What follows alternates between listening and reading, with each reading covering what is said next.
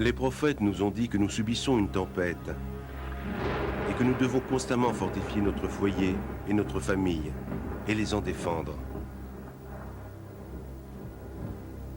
Cette tempête, c'est le mal qui déferle sur nous et qui est la cause des foyers brisés, de la brutalité et des sévices. Nous devons constamment nous garder de l'immoralité, de la pornographie et du laxisme dans le domaine sexuel, qui pourrait détruire la pureté des membres de l'Église, jeunes et adultes. Il s'agit bien d'une tempête extrêmement menaçante.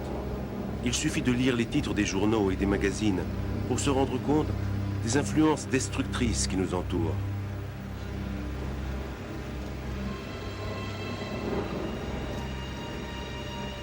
Le monde voudrait que nous tolérions, que nous acceptions même ces mots dans notre foyer, mais nous devons le protéger et le rendre plus sûr.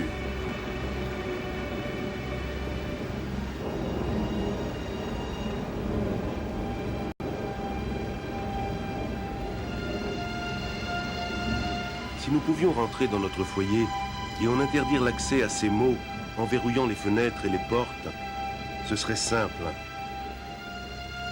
Malheureusement, cela serait inefficace contre les maux dont nous parlons. Ces forces maléfiques envahissent nos foyers partout. Et nous sommes presque constamment exposés à elles. Nous les ramenons chez nous en rentrant de l'école, du terrain de sport, du cinéma, du bureau et du magasin. Elles peuvent pénétrer chez nous par la radio et la télévision. Il y a peu d'endroits aujourd'hui où nous pouvons leur échapper. Le secret, c'est ce que nous faisons dans notre famille, dans notre foyer. Nous devons y être constamment en alerte et détruire le mal comme s'il s'agissait de microbes qui provoquent des maladies. Nous devons échapper aux attaques mortelles du malin et fortifier notre famille et notre foyer contre toutes les influences destructrices si nombreuses qui nous entourent. Nous devons avoir l'aide du concepteur du plan de la famille, du Créateur lui-même.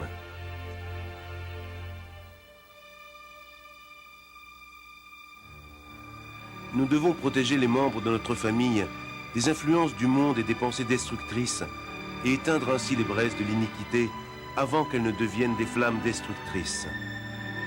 Il n'y a qu'un moyen sûr, et c'est celui de l'évangile du Seigneur Jésus-Christ et de l'obéissance à ses enseignements profonds et inspirés. Nous devons enseigner à nos enfants et apprendre nous-mêmes à suivre le Sauveur et ainsi nous garantir contre la tempête.